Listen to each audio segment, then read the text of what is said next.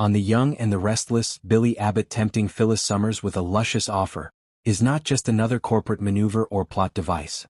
It is the culmination of long-simmering resentments, dangerous ambition, bruised egos, and unfinished emotional business between two people who have always brought out the best and worst in each other. This storyline works because it operates on multiple levels at once: business, betrayal, power, and temptation. And at the center of it all stands Phyllis, a woman who has never been able to resist the promise of influence, validation, and control. The backdrop to Billy's move is the ongoing Jabot crisis, a situation that has spiraled far beyond what anyone in the Abbott family anticipated.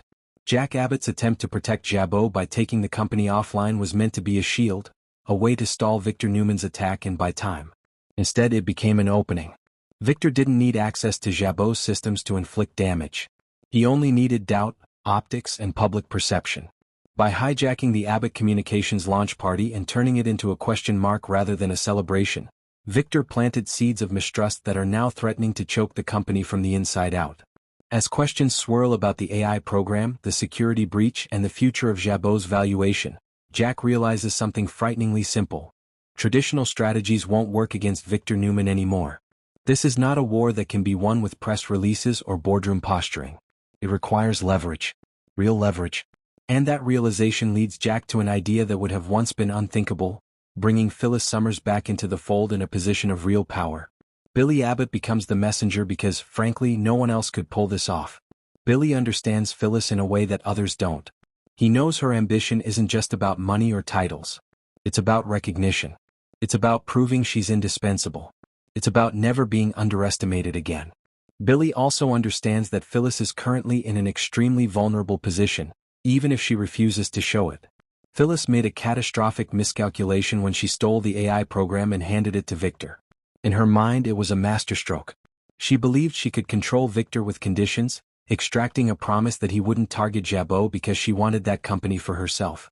Phyllis genuinely thought she was smarter than Victor Newman, that she could outmaneuver him by appealing to his pragmatism. What she failed to account for is that Victor doesn't respect deals made from a position of weakness. Once he had what he wanted, her leverage evaporated. Now Phyllis is left watching the fallout of her own actions, trapped between guilt she won't admit to and fury she can't contain. Jabot's potential collapse isn't just bad for the Abbotts. It's bad for her. If Jabot becomes worthless, then so does the prize she believed she was securing for herself. That's the crack Billy intends to exploit, not cruelly but strategically. When Billy approaches Phyllis, he doesn't come at her with accusations. He doesn't lecture her about betrayal or morality. He comes with honesty tinged with urgency. He lays out the situation clearly: Victor lied. Jabot is bleeding. And if nothing changes, everyone loses, including her. This approach immediately disarms Phyllis because she expects condemnation, not collaboration. Then Billy makes the offer. It's not framed as a favor or a rescue. It's framed as an opportunity. Billy tells Phyllis that Jack is willing to give her whatever she wants to bring Victor down and save Jabot. And when Billy says whatever she wants, he means it. Control. Authority. Power. Even the possibility of becoming the next CEO of Jabot. This is the moment where temptation truly sets in. For Phyllis, this offer hits every nerve. Jabot represents validation on a scale she has always craved. Becoming CEO wouldn't just make her powerful, it would rewrite her entire narrative in Genoa City. She wouldn't be the reckless schemer or the troublemaker anymore. She would be the woman who saved an iconic company from Victor Newman. She would be untouchable. Billy watches her reaction carefully, knowing that Phyllis is already calculating 10 moves ahead. He can practically see the gears turning as she weighs the risks and rewards. On one hand, accepting the offer would mean openly aligning herself with the Abbotts again, a family she has betrayed more than once. It would mean admitting, at least privately, that she underestimated Victor.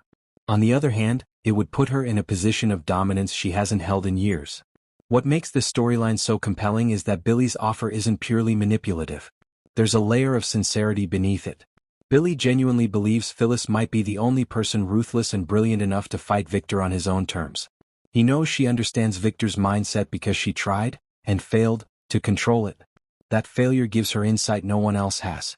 At the same time, Billy isn't blind to the danger. Bringing Phyllis into the inner circle is like inviting a wildfire